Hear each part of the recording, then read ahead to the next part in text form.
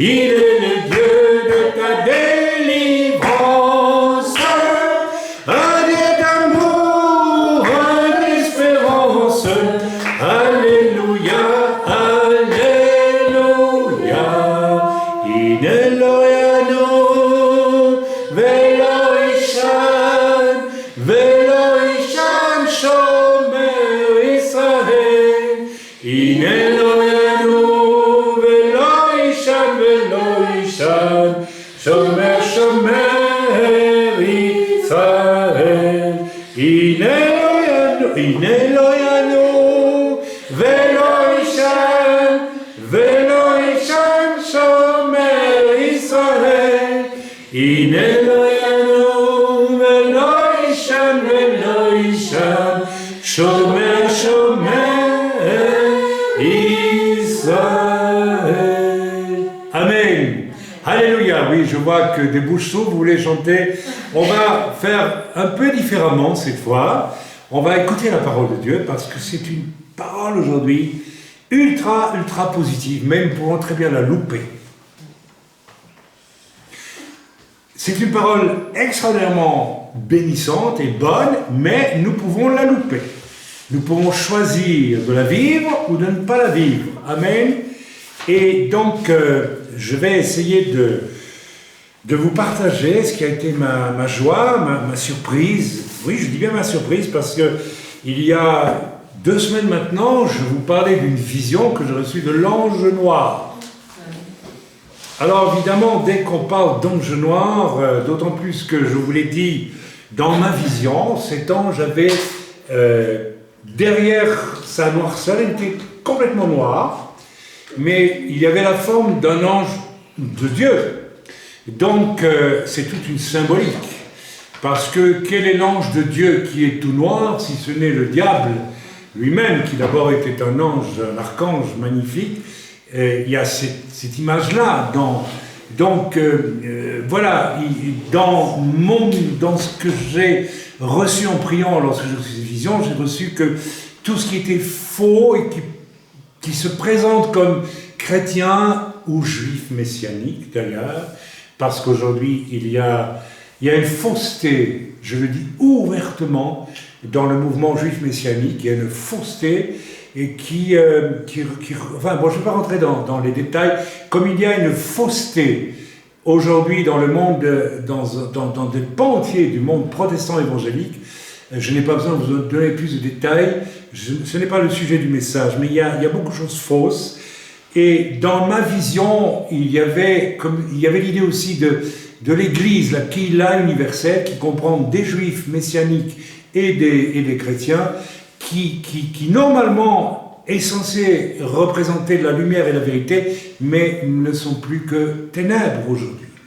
Donc, au-delà de cela, il y avait aussi un avertissement, je crois, pour nous tous, en tant que croyants, que nous soyons messianiques, que nous soyons chrétiens, comme s'il y avait 2 peuples, alors qu'il n'y en a qu'un. Je vous signale qu'il est clairement inscrit dans la parole, n'est-ce pas, que nous sommes greffés sur l'olivier, et que beaucoup de Juifs ont été retranchés de l'olivier, puisqu'ils n'ont pas accepté Yeshua, et que donc sur cet olivier franc, Israël, eh bien, se trouvent greffés des Juifs, des non-Juifs, tout ce que vous voulez, des Petchneks, des Esquimaux, enfin bref, pour Dieu, tous les hommes sont une valeur, et voilà, on ne va pas retourner dans le détail de tout ça. En tout cas, il y avait aussi à travers cette vision de l'ange noir un avertissement de ce que le système du faux prophète et de l'antéchrist est prêt. Et je crois que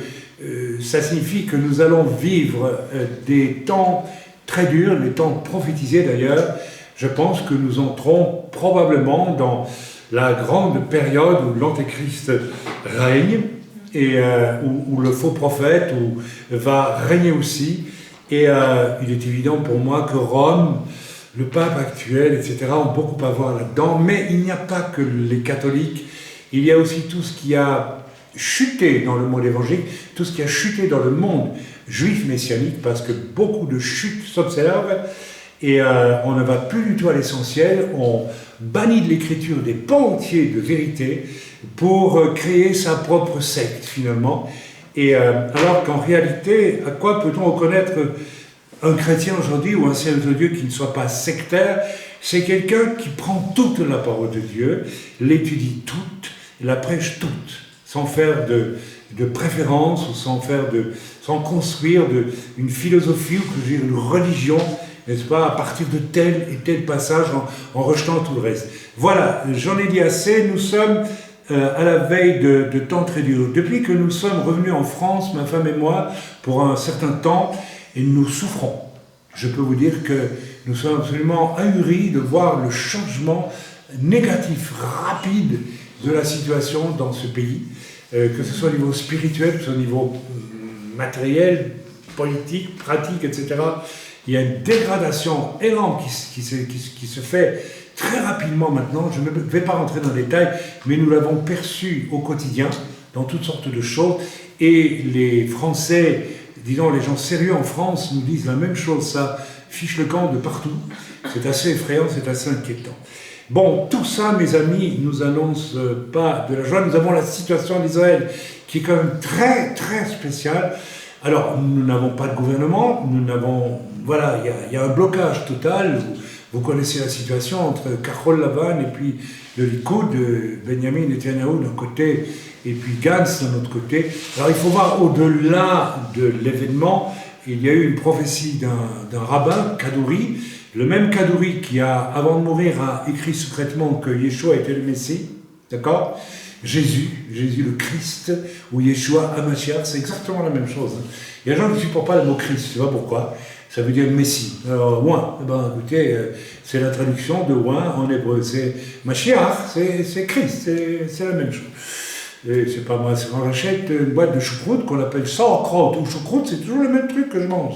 Mais bon, il y a des gens qui trouvent, n'est-ce pas, que c'est pas la même chose. Donc, faites attention, si vous m'invitez un plat choucroute, si c'est pas de la sauerkraut, je mange pas chez vous. D'accord ? On fait des sectes à n'en plus finir, avec des raisonnements aussi stupides que ça. Christ, c'est Mashiach, c'est la même chose. Zéotodavar, je le dis en hébreu exprès, Zéotodavar Adoni. Pour les messianiques qui ne parlent même pas hébreu, mais qui veulent que Christ, c'est pas comme Mashiach.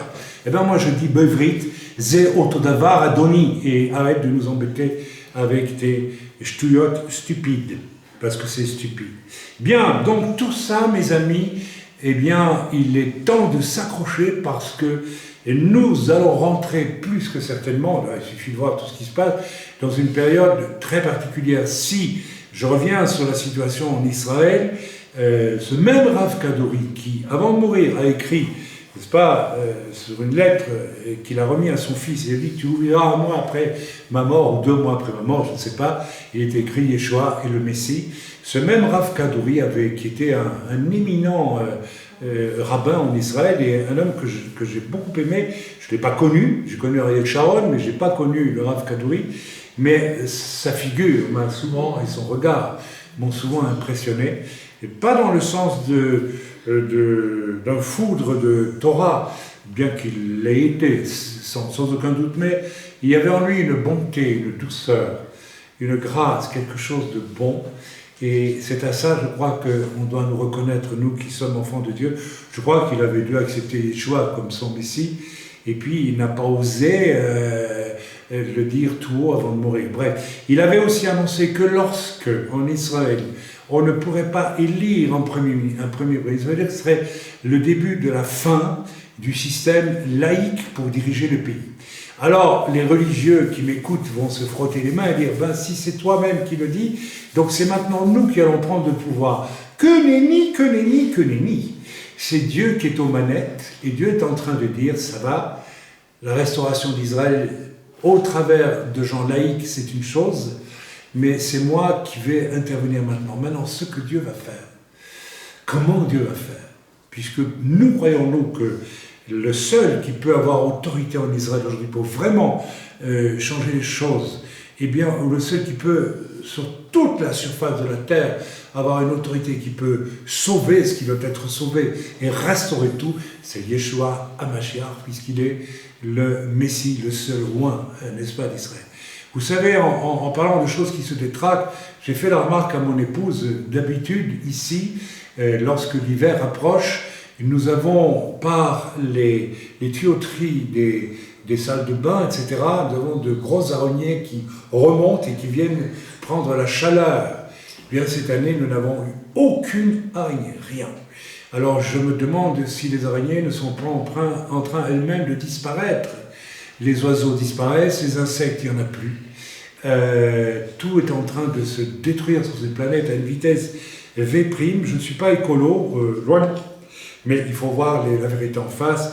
Et il n'y a que Dieu qui puisse sauver cette planète lorsqu'il va revenir. Bien.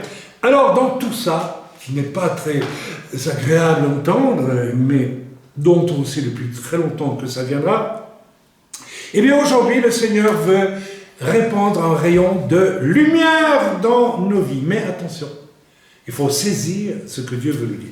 Nous allons lire ensemble un passage dans Néhémie. Ok, Néhémie chapitre 8. Nous allons lire du verset 1 au verset 17. Peut-être je pose un peu le contexte du livre de Néhémie.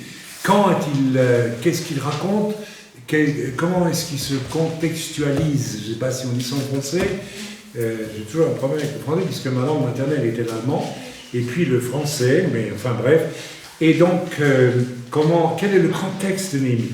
Alors, Esdras, Néhémie, ce sont les deux livres qui se suivent sur le retour en Eretz Israël et à Jérusalem, n'est-ce pas, de Juda, d'une partie de Juda en tout cas, qui a été déportée et qui est restée pendant 70 ans, 70 ans, Shivim en hébreu, il faut bien qu'on montre un peu à certains messianiques qui ne parlent pas hébreu en général, mais qui se la jouent plus... oui, parce que la talit, ça vous pose un homme, bien sûr. Bien, ok. Non, je suis en colère contre toutes ces choses. Parce qu'il y a un jeu de séduction. Vous savez, si dans un certain christianisme apostat aujourd'hui, il y a beaucoup de séduction qui amène les gens à du faux et à ne même pas concevoir que l'on puisse se repentir pour être sauvé, par exemple. Il y a aujourd'hui dans le mouvement juif messianique toute une séduction qui joue sur les apparences et qui ne conduit absolument pas les gens, au contraire, à se préoccuper de leur salut, tout simplement, et de leur progression.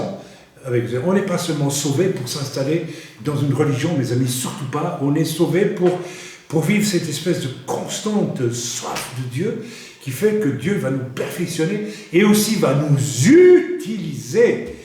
Vous savez, beaucoup de croyants aujourd'hui, qui soient messianiques, chrétiens, évangélistes, ne servent à rien dans le royaume de Dieu. Pourquoi? Parce que Dieu n'est pas leur priorité. Si Dieu est votre priorité, si votre patron à votre travail est votre priorité, et ça l'est pour très peu de gens, vous vous préoccupez de ce que veut votre patron, et vous faites ce que votre patron attend de vous, et même vous essayez de faire plus.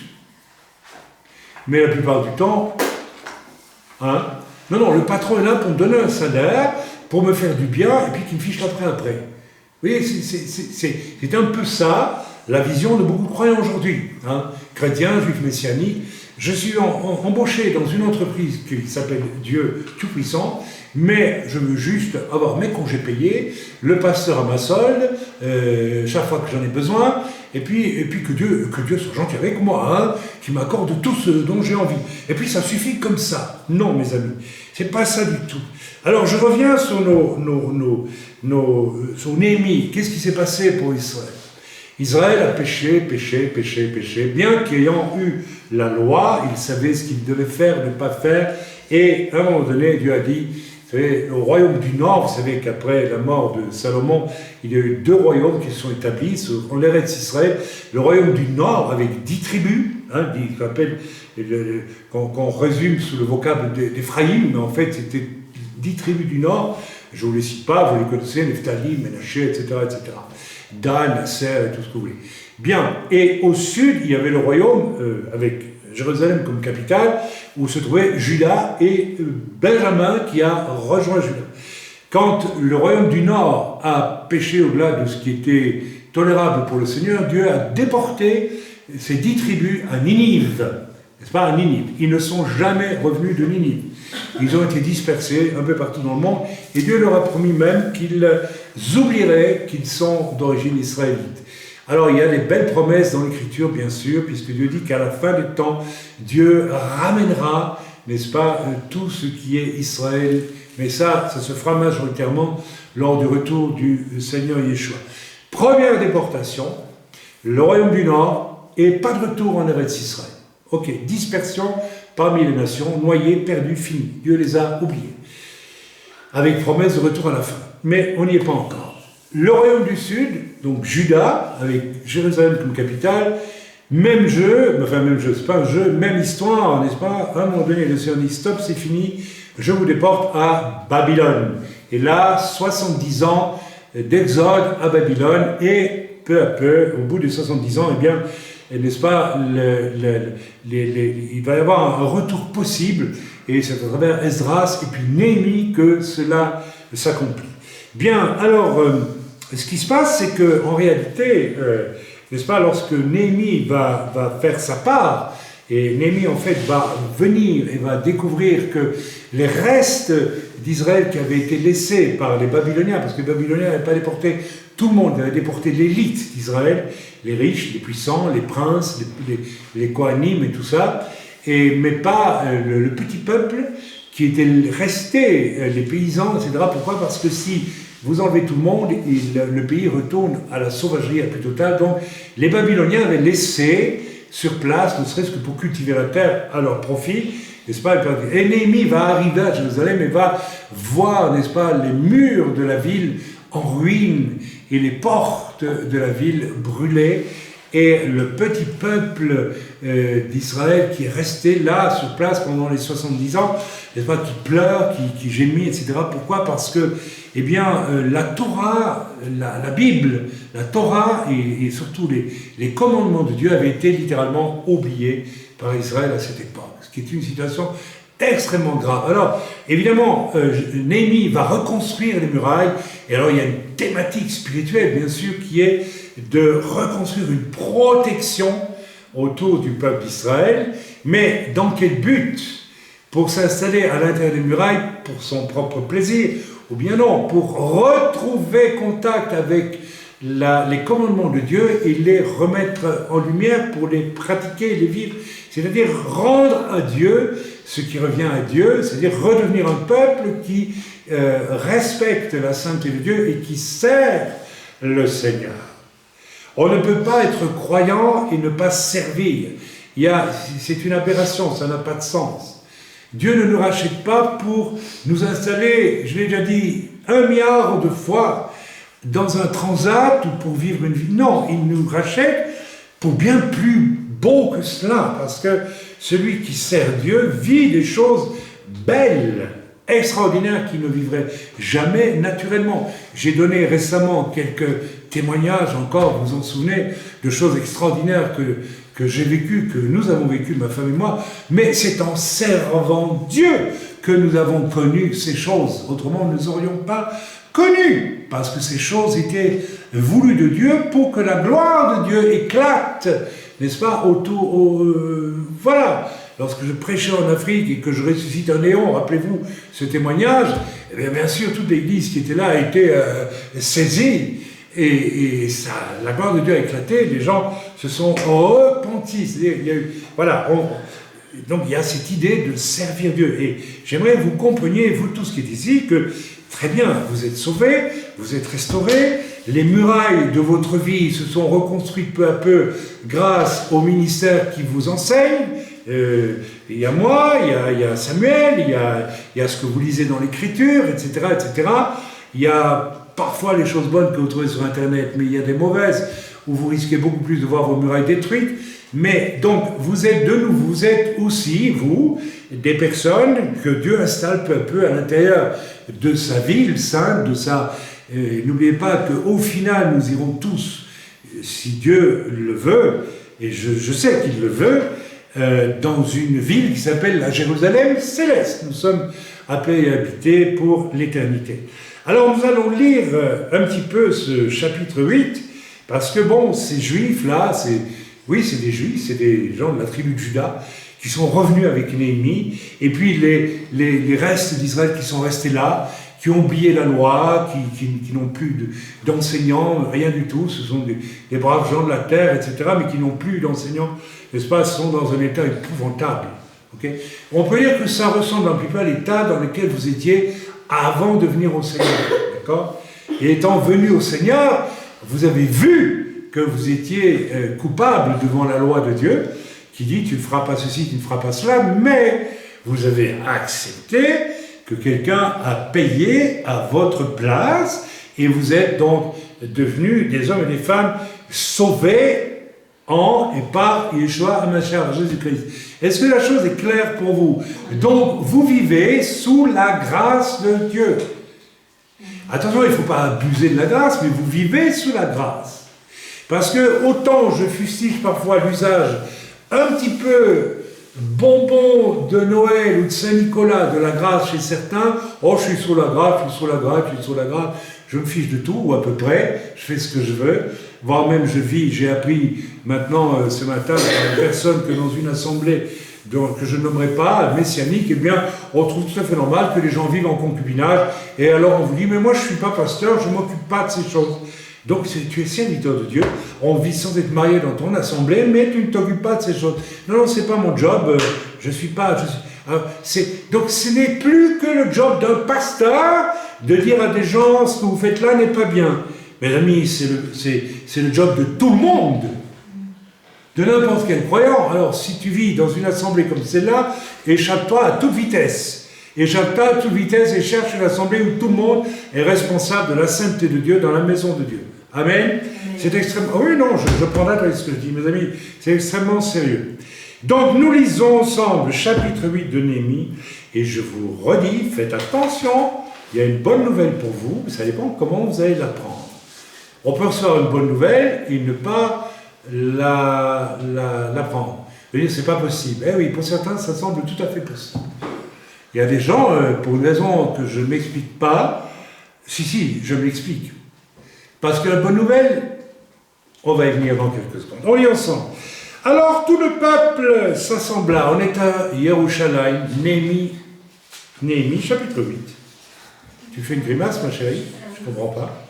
C'est toi qui n'es pas au bon endroit ou quoi? Néhémie, chapitre 8. Oui. Alors pourquoi réagir? Parce que ça commence par le 7e mois arriva et les Israélites étaient dans leur oui, vie. il y a eu un verset, la fin du verset. Oui, bon, oui, pardon, mais ça c'est la fin du verset 7. Non. Chapitre 7. Bon, écoutez. Le 7e mois arriva et les enfants d'Israël étaient dans leur ville. Bon, merci. Fin du chapitre 7, début du 8 pour certains, c'est pas vraiment important. D'ailleurs, le titre, c'est très intéressant, c'est « Réveil et renouveau sous la conduite d'Esdras ». Amen. Je reprends à la fin du chapitre 7. Le 7e mois arriva et les enfants d'Israël étaient dans leur ville. Toute leur ville. Ok, donc tout Israël était là. Enfin, tout ce qui était d'Israël ici, c'est-à-dire Juda. Bon, alors je ne vais pas rentrer dans les détails pourquoi on appelle ça Juda et pas Israël et pas Juda ici. J'expliquerai une autre fois, c'est un détail. C'est en 2 mots, il y avait une partie des 10 tribus qui s'étaient réfugiées aussi dans le royaume du Sud. Donc lorsque le Juda, Benjamin et des petits bouts des 10 tribus ont été déportés à Babylone, il y avait donc, si vous voulez, représenté tout Israël, vous voyez, les 12 tribus. Amen. Alors tout le peuple s'assembla comme un seul homme sur la place qui est devant la porte des eaux. Alors c'est très intéressant, ce qui est devant la porte des eaux. Vous savez, allez, je vais le faire parce que je ne peux pas m'empêcher. L'eau, ça nous fait penser à quoi? À quoi? Allez. Oui, donc quoi? Le mikvé. Mikvé, ça veut dire? Un changement. Changement d'état. Voilà. Alors, comme par hasard, ils se réunissent devant la porte des eaux, la porte du mikvé, la porte du changement d'état. Vous voyez, ça c'est une lecture juive. Vous voyez, pas besoin d'être messianique pour faire cette lecture-là. Hein, mais c'est très intéressant. C'est-à-dire qu'il y a l'annonce, attention, on va changer d'état. C'est-à-dire que jusqu'à présent, vous avez vécu vous avez été sous le jugement de Dieu, une partie d'entre vous, vous avez été déportés et vous êtes revenus, n'est-ce pas, pendant 70 ans, et puis vous avez pleuré parce que vos harpes étaient accrochées au sol, etc. Hein, on connaît tous le psaume qui parle de ça. Et vous qui êtes ici, eh bien, vous êtes restés pendant 70 ans sans enseignant, sans rien. Et ça va changer, les amis. On revient, n'est-ce pas, dans la maison de Dieu, sous les ordres de Dieu. Ils dirent à Esdras, le scribe, d'apporter le livre de la loi de Moïse, ou de Moshe pour les perfectionnistes, prescrite par l'Éternel à Israël. Et le sacrificateur Esdras apporta la loi devant l'assemblée. Lui, il avait encore le livre de la loi, Esdras, n'est-ce pas, composé d'hommes et de femmes et de tous ceux qui étaient capables de l'entendre. C'était le premier jour du 7e mois. Oh, il y aurait beaucoup de choses déjà à dire sur ce premier jour du 7e mois, mais on n'a pas le temps. Esdras lut dans le livre depuis le matin jusqu'au milieu du jour, sur la place qui est devant la porte des eaux, rebelote, il redit cela, en présence des hommes et des femmes, et de ceux qui étaient capables de l'entendre. Tout le peuple fut attentif à la lecture du livre de la loi. Esdras le scribe était placé sur une estrade de bois dressée à cette occasion. Auprès de lui, à sa droite, se tenaient Matithia, Shema, Anacha, Uri, Ilkira et Maaseya.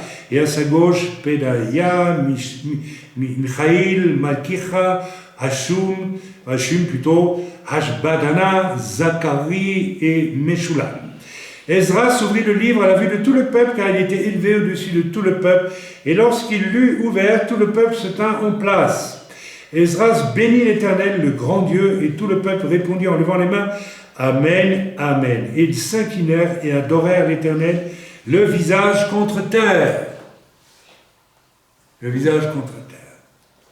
Josué, Bani, Chérébien, Yamin, Akoub, Shabtai, Odicha, Maaseya, Kelita, Azaya, Yosabat, Hanan, Pelaya, et les Lévites expliquaient la loi au peuple et chacun restait à sa place.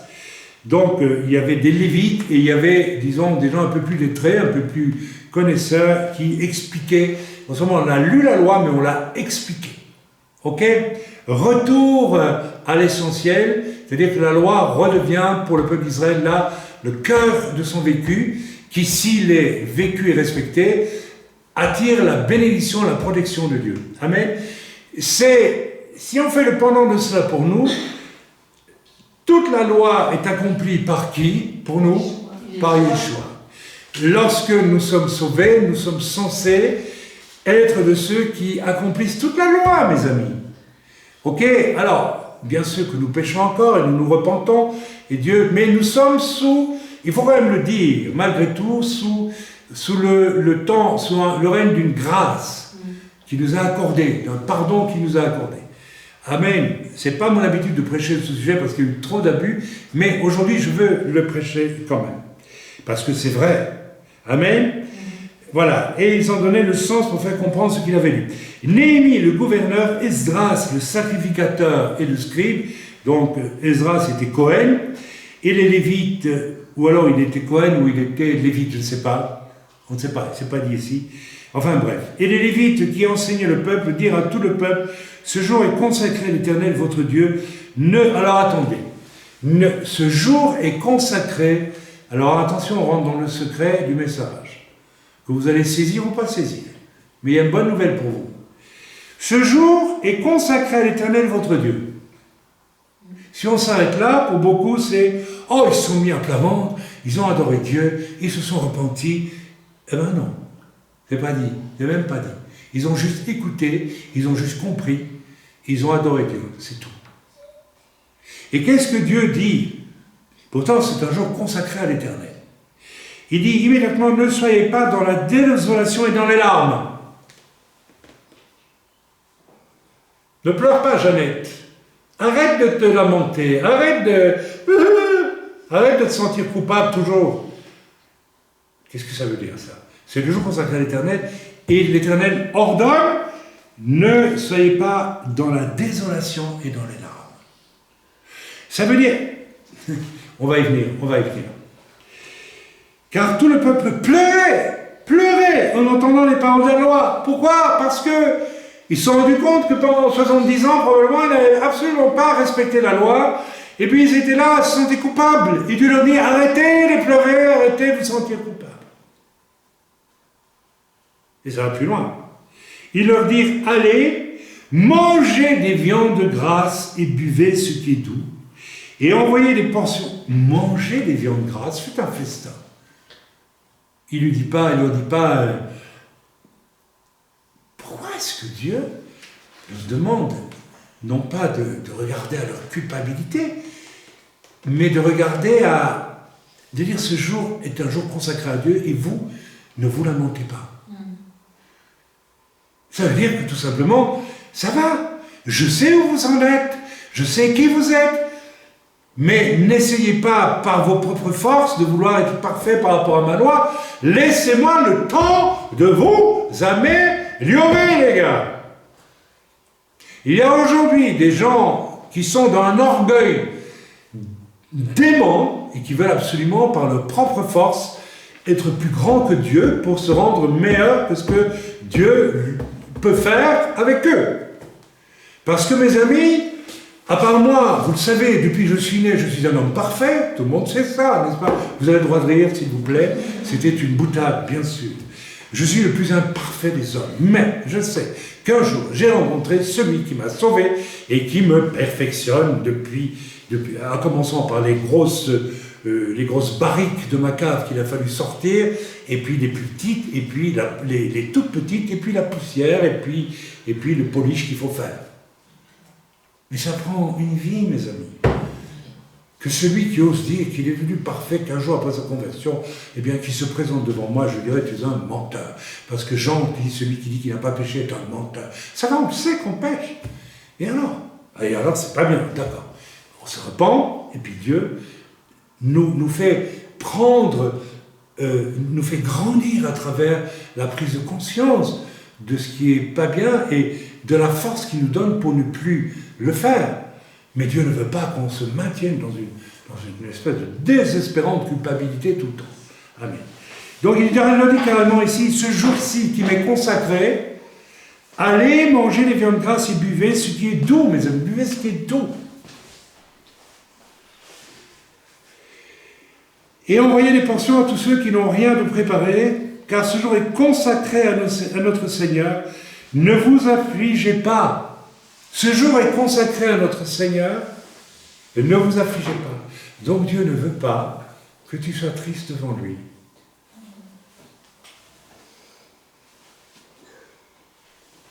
Vous savez que Dieu est je ne sais pas si on peut dire ça de Dieu. Dieu c'est la joie personnifiée. Jésus était joyeux. Il n'était pas bruyant et grossier dans sa joie, mais c'était la joie, l'amour du Seigneur est joyeux et bon. Il est ça. Ok. Et il dit, car la joie de l'Éternel sera votre force. C'est ce verset-là, c'est ce passage-là que nous allons étudier. La joie de l'Éternel sera votre force. Les Lévites calmaient tout le peuple en disant, taisez-vous, car ce jour est saint. Ne vous affligez pas. Amen. On sait que vous êtes à côté de la plague, ça va, on le sait, très bien. Mais Dieu vous dit, ne vous affligez pas. Ça veut dire que tout ce qui s'est passé de mauvais dans vos vies, même pendant 70 ans, je l'oublie. J'ouvre une nouvelle porte, j'ouvre une nouvelle étape. Et j'en fais mon jour à moi. Ne vous affligez pas. Ne m'attristez pas avec vos jérémiades. Je n'en veux pas. Je vous promets que je suis là et que je suis là pour vous aider, pour vous aimer, pour vous faire grandir, pour vous donner la victoire contre vos ennemis, pour me servir, pour être une lumière pour les nations, etc., etc., etc. Ce qu'Israël a loupé très souvent parce qu'Israël, n'est-ce pas, est tombé dans le compromis, dans le péché, certes. Mais chaque fois qu'Israël se repentit, Dieu a renouvelé. Et le désir de Dieu est toujours de revenir vers le pécheur, pas de le condamner, d'enfoncer. J'entendais quelqu'un dire ce matin, j'ai l'impression que je suis allé trop loin dans le péché. Mais arrêtez avec vos bêtises. Qu'est-ce que c'est que ces pensées qui viennent du diable? Il n'y a que le diable qui veut vous emmener loin de la joie du Seigneur. Ici, l'Écriture nous dit, Amen, on continue, et tout le peuple s'en alla pour manger et boire. Alors ici, pour nous, manger et boire, ça veut dire nous allons louer le Seigneur. Nous allons manger la joie du Seigneur. À la fin de ce culte, nous allons adorer Dieu. Si vous ne voulez pas le faire, eh bien, tant pis pour vous. Si vous ne voulez pas manger et boire, c'est dommage. C'est votre problème. Eh bien, c'est que vraiment, vous n'en voulez pas. Vous ne voulez pas. Si vous ne voulez pas, c'est tragique. C'est tragique pour vous. Vous ne voulez pas être heureux. Vous ne voulez pas être heureux. Je suis en train de prêcher le bonheur, là. Je vous donne Dieu vous demande d'être heureux.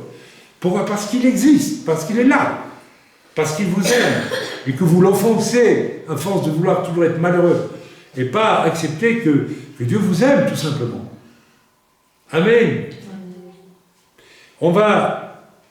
Et pour tout le peuple s'en alla pour manger, boire, pour envoyer des portions et pour se livrer à de grandes réjouissances, car ils avaient compris les paroles qu'on leur expliquait.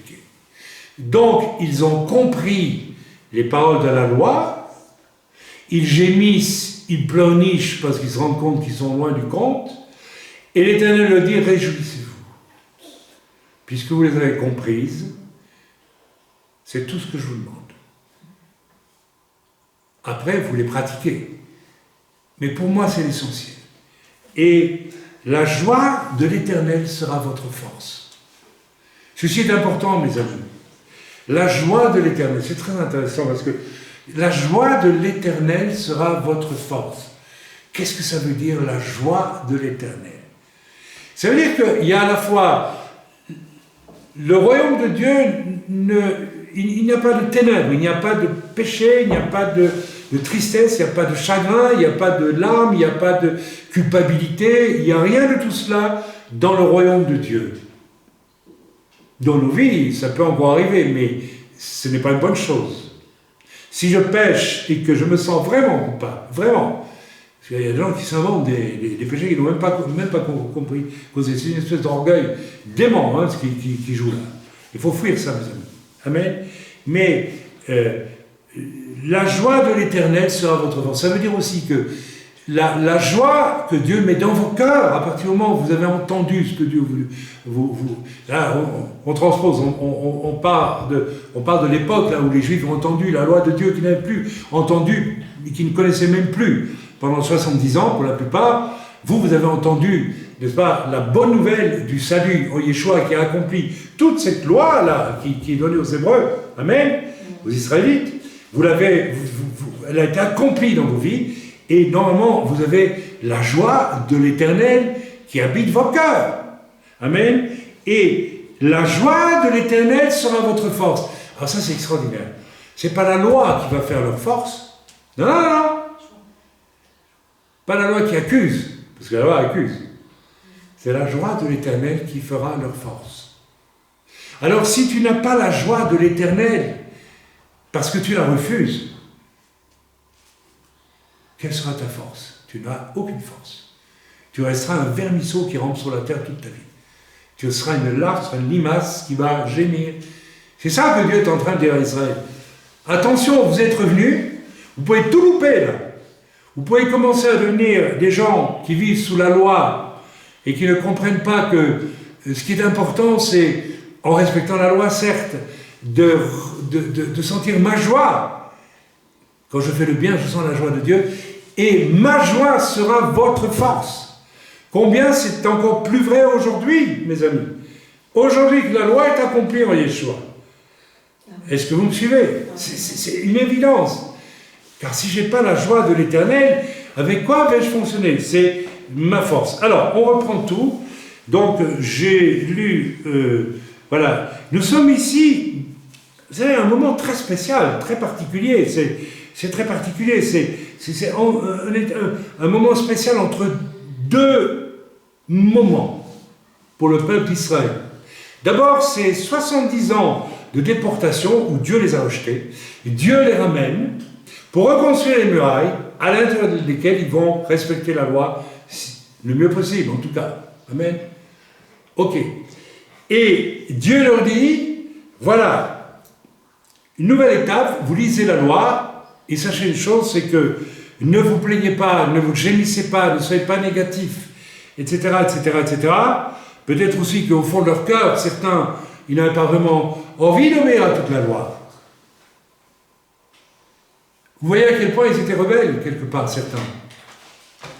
Eh bien, Dieu leur dit, la joie de l'Éternel sera votre force.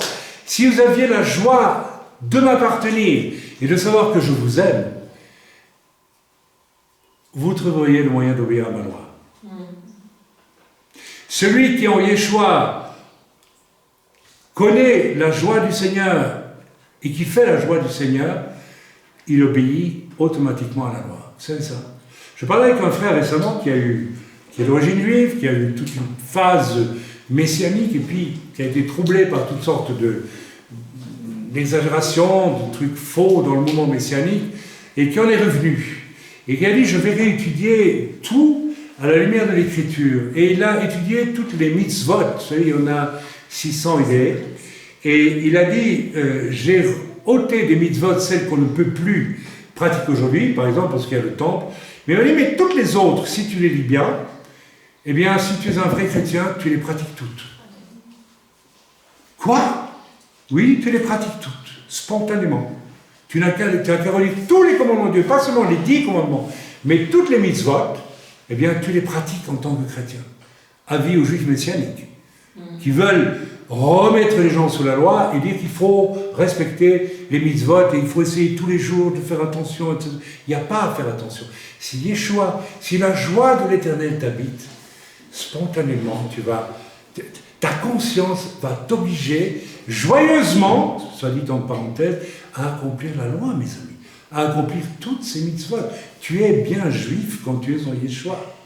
Bien plus que le juif qui veut absolument, n'est-ce pas, se forcer à pratiquer les mitzvot comme s'il ne les pratiquait pas déjà en Yeshua, à Mashiach. Est-ce que vous me suivez? On touche des choses tellement importantes. On est ici entre deux choses. Un peuple qui revient d'exil parce qu'il a péché énormément contre Dieu. Dieu lui fait faire une purge, en quelque sorte, pendant 70 ans, chez les Babyloniens, là où c'est le pire, n'est-ce pas? Eh bien, voilà, et puis il revient, et au lieu que l'Éternel dise, maintenant vous allez m'obéir, et vous allez pratiquer la loi à fond, autrement attention, retour à Babylone, hein. Dieu ne leur dit pas ça, il leur dit, réjouissez-vous ce jour, réjouissez-vous, et car la joie de l'Éternel sera votre force. Pour faire quoi? Mais pour obéir à la loi, tout simplement. Moi, je n'ai pas besoin d'étudier toutes les mitzvot tous les jours pour voir si je respecte les mitzvot. Je sais que la joie de l'Éternel dans mon cœur me fait accomplir toutes les mitzvot. Comme un vrai juif. Un juif complet, en Yeshua Mashiach. Comme un goy, en Yeshua Mashiach, accomplit toutes les mitzvot. C'est un juif. Mais oui, mais absolument. Il n'y a pas besoin de chercher ailleurs. Ok, vous avez compris. Alors, voilà. Donc, lisons rapidement le verset 8. Relisons-le plutôt. Ils lisaient distinctement dans le livre de la loi de Dieu et ils en donnaient le sens pour faire comprendre ce qu'ils avaient lu. Alors, pour nous qui sommes en Yeshua Mashiach, des personnes qui accomplissent toute la loi, et lorsque nous ne l'accomplissons pas, nous le savons et nous nous repentons, mais nous revenons à cet état d'enfant de Dieu qui accomplit parfaitement la loi. Si tu es sauvé en Yeshua, tu es le frère de celui qui a parfaitement accompli la loi et tu as reçu un vaccin. Ton sang a été changé en sang précieux de Yeshua. Tu fais partie de la nature de Jésus, de Yeshua, ou Jésus, appelle-le comme tu veux. C'est choucroute ou sauerkraut, c'est toujours le même goût. Il s'appelle Jésus ou Yeshua, ou Yehoshua, ou Yahashua, ou je ne sais pas tout quoi. Ça m'énerve. Ça m'énerve. Un peu de respect pour celui qui a donné sa vie pour nous. On sait qu'il s'appelle Jésus, qu'il s'appelle Yeshua, on sait tout ça. Mais n'en faites pas un distinguo qui sanctifie ou qui vous élève, s'il vous plaît. Soyons sérieux un petit peu. Arrêtons de faire honte à celui qui nous a... Est-ce que ça ne nous a pas été dit qu'il est mort sur la croix pour tous? Amen. Voilà, donc ici nous avons une image dans ce chapitre 8 on n'a pas besoin de nous lire L'Esprit de Dieu, quand tu as accepté le Seigneur, a lu la loi dans ton cœur et tu t'es senti coupable. Et puis tu as accepté Yeshua, qui lui a accompli parfaitement la loi, et le fardeau a quitté ta vie. Et depuis ce moment-là, tu sens que quelque chose t'a quitté et que tu marches de plus en plus dans un bonheur de lui appartenir. Oui ou non? Si ce n'est pas le cas, vous avez un sérieux problème. Un sérieux problème. Amen. Et voici qu'on revient, n'est-ce pas, à ce qui a été lu. Maintenant, on retourne. Voilà. Où est-ce que ça, il dit? Voilà, donc au verset 11, les Lévites calmaient tout le peuple.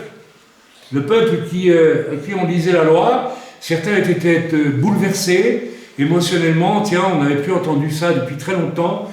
D'autres étaient bouleversés parce qu'ils disaient, waouh, on ne va pas y arriver. D'autres disaient, oui, je n'ai pas vraiment envie de respecter la loi, hein, moi.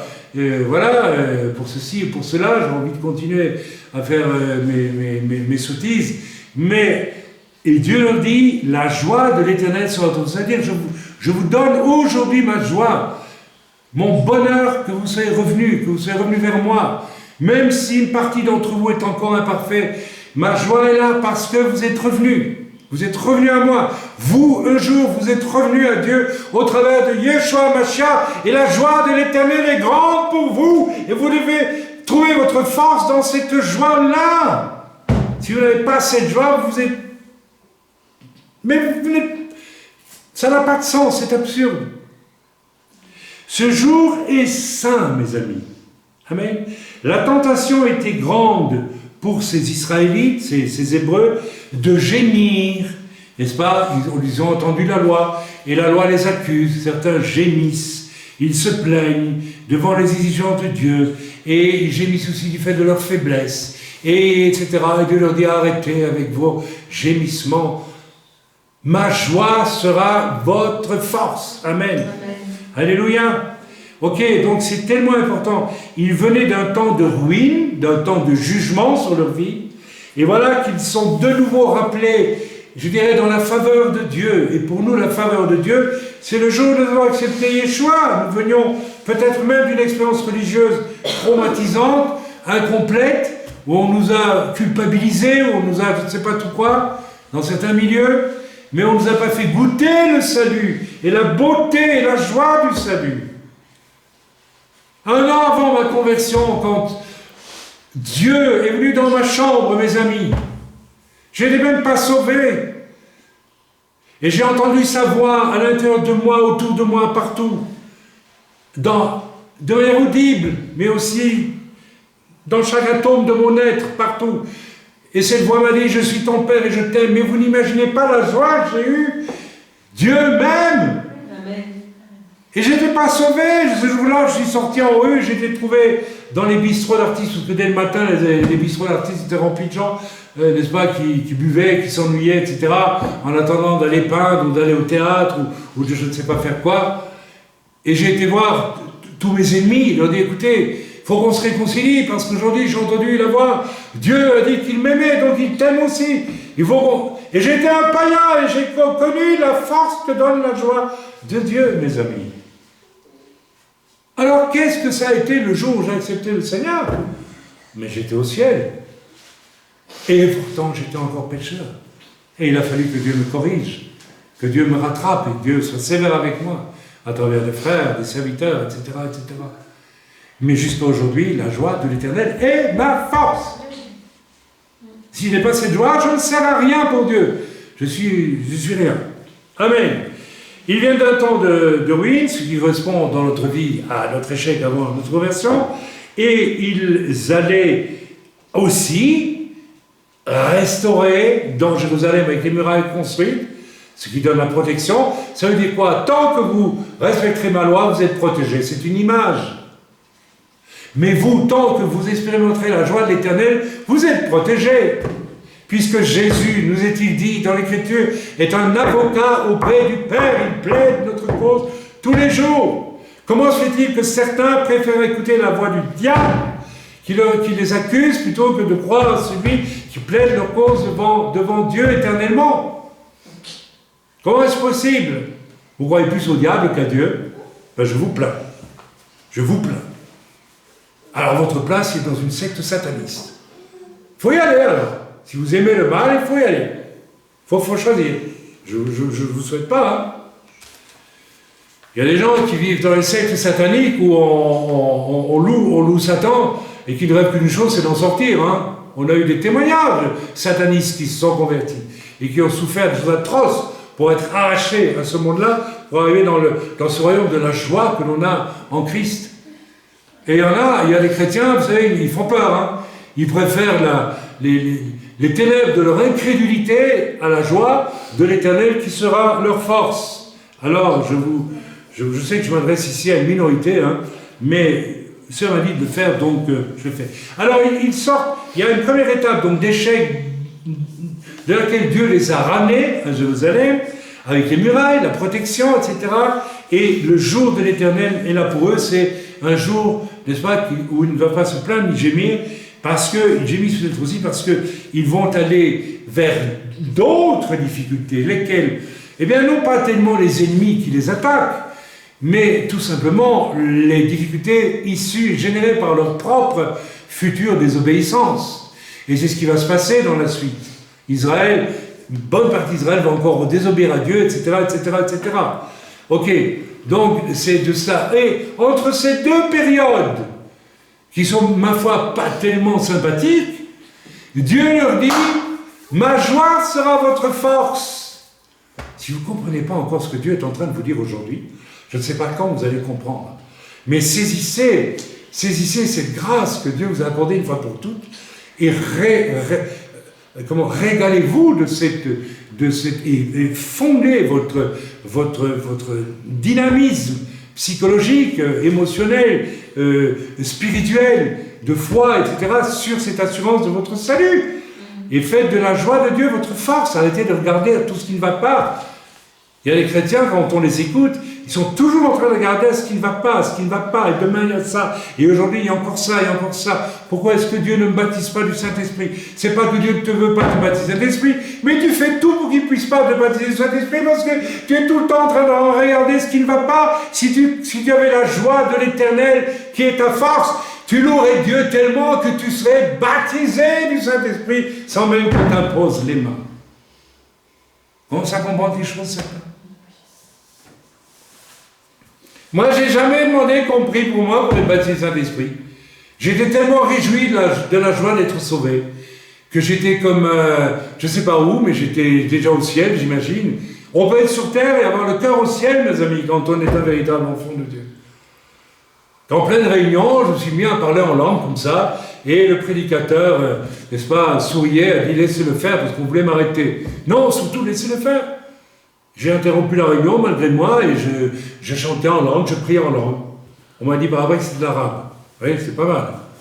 Quand j'avais eu des conflits avec quelques arabes, avant ça, ben, c'était l'humour de Dieu.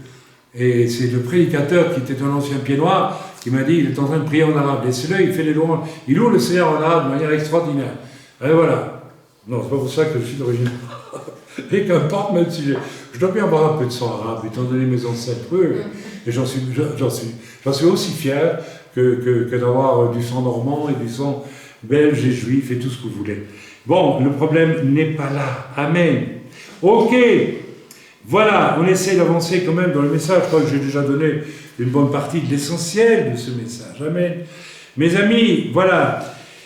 Notre vie dans les murs du salut et des vérités de Dieu à tout niveau, n'est-ce pas? On voit, pour ce qui est de Néhémie, bien sûr, on voit, n'est-ce pas, ici que, n'est-ce pas, malgré que, et le Seigneur le sait, qu'ils vont retomber, pas toujours, pas tous, mais beaucoup, dans l'idolâtrie, etc., etc., eh bien, le Seigneur le dit ce jour-là, c'est ma joie qui sera votre force. C'est seulement ma joie qui sera votre force pour aller de l'avant, etc. Je reviens maintenant sur la vision de l'ange noir que j'ai reçue. Allez, on va remettre une petite touche de noir dans l'histoire. C'est pas rigolo du tout, cette vision. Hein. Mais moi, je le prends avec le sourire. Pourquoi? Parce que la joie de l'Éternel est ma force. Qu'est-ce que vous voulez que ça me fasse, moi? Que le diable vienne faire ce qu'il doit faire. Ça ne me fait rien du tout. C'est pas mon problème. C'est son problème à lui. C'est le problème de ceux qui le servent. C'est pas mon problème. Moi, j'ai rien à voir avec cet univers-là. Moi, je bénis le Seigneur parce que la joie de l'Éternel est ma force, et j'ai su interpréter la vision, qui n'était pas « qu'est-ce qui se passe? Qu'est-ce qui va arriver? Oh là là, je ne suis pas prêt pour être enlevé, je vais dans l'enfer, et tatata !» On dirait un poulailler parfois quand on écoute cette chrétien. Mais non, la joie de l'Éternel est ma force. Elle dit « Seigneur, tu m'as montré ça, qu'est-ce que ça veut dire? Calme-moi. » Et j'ai interprété. Calme-moi. J'ai été utile pour le royaume de Dieu, vous voyez? Je n'ai pas perdu ma paix pour autant. La vision de l'ange noir annonce de la plus terrible heure pour l'Église et le monde. Je n'ai pas besoin d'en dire plus. J'en ai parlé un peu en introduction. On le sait tous, on le sent tous, on va vers l'heure des ténèbres sur toute la terre, et pour l'Église aussi. Le Seigneur a dit, trouvera-t-il encore la foi lorsqu'il viendra sur la... Et on sent que la foi devient presque une chose énigmatique pour beaucoup de chrétiens. Il n'y a plus de foi, très peu. Quand je me rappelle ce que nous avons vécu dans le ministère, ma femme et moi, enfin moi, accompagné de mon épouse, il n'y a pas de malentendu, ma femme n'a jamais réclamé le ministère, n'a jamais pratiqué un ministère. Elle a été une aide formidable pour le ministère, ça c'est sûr, et peut-être que ses récompenses sont plus grandes que les miennes au ciel. Si, moi je le pense. Je le pense sincèrement, c'est pas un jeu de manche, un effet que je fais. J'ai toujours cru, j'ai toujours pensé. Et au fond, je suis content pour toi, parce que la joie de l'Éternel est ma force. J'aurai quand même mes récompenses, peut-être. Peut-être que j'ai tout perdu, parce qu'on peut perdre ses récompenses. Mais malgré tout, la joie de l'Éternel est ma force. Amen. Parce que si j'ai perdu certaines récompenses, je peux aussi en avoir de nouvelles bientôt. Amen. Alors, voilà. Donc, nous sommes devant une heure terrible pour l'Église et pour l'humanité entière. Est-ce que ce serait un jour saint qui réclame notre joie? Ce jour qui annonce tout? Eh bien oui, mes amis. C'est une heure importante, l'heure des ténèbres qui viennent plutôt. Est-ce que ça va générer en nous le désespoir, ou bien nous allons subsister avec la joie du Seigneur qui sera notre force? Amen. Alors, nous pouvons peut-être, n'est-ce pas, nous rappeler de ce verset qui dit « Ce n'est ni par la force ni par l'intelligence, mais c'est par l'Esprit Saint que les montagnes seront déplacées. » Alors, si les ténèbres qui sont devant nous sont des montagnes, ce sont des montagnes, eh bien, ce n'est ni par tes craintes, ni par ton intelligence, ni par ta force à toi, mais c'est par le Saint-Esprit. Ça veut dire que l'Éternel qui dit « Ma joie sera votre force », dit par là « Je suis avec vous ». Et le roi Ragonesh, le Saint-Esprit, sera avec nous pour savoir ce qu'il faut faire, comment faire dans les temps sombres qui viennent. Mais nous pouvons décider aujourd'hui que c'est trop lourd pour nous et nous aplatir, ou nous pouvons décider que nous vivons avec la joie du Seigneur qui sera notre force dans ces temps difficiles qui viennent. J'ai relevé dans ma concordance un nombre incroyable de versets. Il y en a au moins, je ne sais pas combien, 150, 200, qui parlent de la force et qui nous démontrent que la force est à Dieu d'une façon écrasante face aux œuvres des ténèbres. Exode, chapitre 15, verset 2, « L'Éternel est ma force. » L'Éternel est ma force. La joie de l'Éternel est ma force. Même l'Éternel lui-même est ma force. Si je suis en Christ, l'Éternel est ma force. Je ne peux pas être malheureux, je n'ai pas le droit d'être malheureux. La Bible dit, soyez toujours joyeux. Pourquoi? Il faut s'efforcer. Non, c'est pas ça. Si tu as l'Éternel, tu es joyeux. Donc n'assombris pas le plus beau cadeau que Dieu t'a fait, ne le souille pas par ton manque de joie, par ta complaisance dans le négatif. Il y a des chrétiens qui se complaisent, qui aiment gémir, se plaindre, etc., qui ne sont jamais satisfaits. C'est très important ça aussi. Ils ne sont jamais satisfaits. On continue. 1 Samuel 15, 29. Celui qui est la force d'Israël ne ment pas. La force d'Israël, Dieu qui est la force d'Israël ne ment pas. Ça veut dire qu'il est vraiment ta force. 2 Samuel 22, 3. Dieu est la force qui me sauve. Dieu est la force qui me sauve. En Yeshua Mashiach. 1 Chronique 16, 27. La foi et la joie sont dans sa demeure. La foi et la joie sont dans la demeure du croyant, bien sûr. Psaume 18, verset 2. Je t'aime, ô Éternel, ma force. Amen. Et on continue. Psaume 28, 8. L'Éternel est la force de son peuple. 59, 17. Je chanterai ta force. 62, 12. La force est à Dieu. Éphésiens 6, 10. Fortifiez-vous dans le Seigneur par sa force toute puissante. Écoutez, il en faut encore combien de ça? Néhémie 8, 10. La joie de l'Éternel sera votre force. Et on peut aussi lire 2 Timothée. Mais il y en a plein. Hein. Prenez une concordance et lisez vous-même, n'est-ce pas? 2 Timothée 1, 7. Dieu nous a donné un esprit de faiblesse, de force. Amen. Est-ce que vous le croyez ou vous ne le croyez pas? Amen. Alors arrêtez de gémir, arrêtez de vous plaindre. Amen. Louez Dieu pour ce qu'il a déjà fait pour vous. Et réjouissez-vous dans le Seigneur. Et le reste vous sera donné à toute vitesse sans même que vous en rendiez compte. C'est exactement ce qui se passe lorsque l'on prie par la foi pour quelque chose. Si on prie, Seigneur, j'aimerais bien que tu me guérisses, que tu vois, je suis vraiment pas bien là. Et, je suis pas sûr que je peux être guéri, mais j'aimerais bien, mais s'il te plaît, guéris-moi. Tu ne seras pas guéri. Seigneur, il est dans ta parole. Voilà, etc. Ceci, il y a un verset pour la guérison. Amen. Eh bien, je proclame ça et je reçois avec la joie de l'Éternel la guérison. Vous êtes guéris. Parfois, Dieu ne guérit pas. Je ne pas dit que Dieu guérissait tout. Mais même quand tu n'es pas guéri, est-ce que la joie de l'Éternel reste ta force? Quand j'ai commencé mon cancer, je ne me suis pas lamenté, j'ai commencé, c'est pas moi qui ai commencé le cancer. Quand le cancer a commencé en moi, n'est-ce pas? Moi, j'ai rien commencé du tout, hein. C'est pas moi qui ai écrit la partition du cancer, hein. C'est pas moi qui ai joué la partition du cancer. Oui, je prends la rigolade en plus. La joie du Seigneur est ma force, mon sang. Je vous l'ai montré. Ok, j'aurais pu gémir, et je vois des tas de chrétiens qui gémissent et qui pleurnichent. Hein.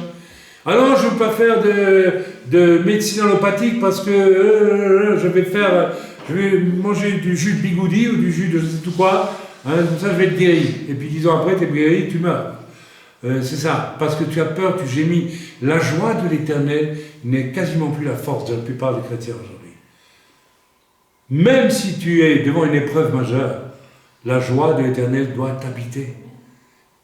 C'est le signe que tu es en bonne santé spirituelle et morale, je dirais. Amen. C'est tellement important. Ok? Voilà, donc, ici, aujourd'hui, le Seigneur, n'est-ce pas, nous dit, la joie du Seigneur sera votre force. Qu'est-ce que ça veut dire? Est-ce que Dieu, n'est-ce pas, qu'est-ce que Dieu veut nous dire ici? Il y a donc 2 étapes. L'une nous parle d'un échec. Peut-être vous avez connu un échec dans votre vie. Peut-être. Et puis Dieu vous dit, ok, ma joie est ta force. Et tu vas de nouveau être confronté peut-être au même échec. Mais tu vas réussir cette fois. D'accord? Donc, tu vas te fonder non pas en confessant tes échecs, mais tu vas te fonder sur ma force. Et tu vas faire de ma force ta joie. Et tu vas réussir. C'est ça que ça veut dire. Notre sœur est... Ah, d'accord. C'est dommage. Bien, mais qu'est-ce que ça veut dire? Ok, donc nous avons une épreuve ratée, passée, et nous avons une à venir, et donc tout un temps de réjouissance autour de la loi de Dieu. Ici, c'est pour les Hébreux qui se trouvent à Jérusalem, ok? Donc de la personne de Dieu. Ce qui manque à beaucoup de croyants aujourd'hui, c'est de se réjouir de Dieu lui-même. C'est ça le problème. Je me pose la question sur la conversion de pas mal de gens aujourd'hui parce qu'on dirait qu'ils n'ont pas rencontré un Dieu vivant. Ils n'ont pas rencontré un Dieu vivant. Et la joie de l'Éternel ne les habite pas. Alors, si vous êtes dans ce cas-là, ne commencez pas à gémir, ne commencez pas à vous plaindre. Vous allez dire, oui, mais moi je pense que... Écoute, casse la baraque. Casse la baraque. Dis, mais moi je veux rencontrer le Dieu vivant. Yeshua. Si je n'ai pas connu le Dieu vivant, eh bien je veux le connaître. Criez à lui, demandez-lui. Mais ne commencez pas à vous plaindre et à gémir. Amen. Je répète. Qu'est-ce que ça veut dire cette histoire? Pourquoi le peuple d'Israël a connu un grand échec? Il a péché, beaucoup. Dieu le punit. C'est légitime. Dieu le ramène, et Dieu sait qu'ils vont de nouveau pécher. Et Dieu leur dit,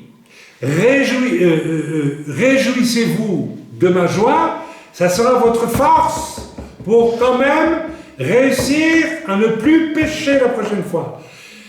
Le problème, ce n'est donc pas de voir que j'ai péché, bien sûr j'ai péché, c'est pas bien, et que je vais certainement encore pécher, c'est de me réjouir dans la joie du Seigneur, qui sera ma force pour ne plus pécher, et donc grandir et me fortifier. C'est d'ailleurs le chemin que suivent ceux qui se convertissent vraiment. On voit une progression, on voit une grâce, une sanctification qui les accompagne peu à peu, une fois qu'ils sont vraiment convertis. Mais tout doit tourner autour de la personne de Dieu, mes amis. En fait, Yeshua qui meurt sur la croix et qui ressuscite, nous ouvre la porte pour connaître la joie de Dieu, qui est en Dieu lui-même.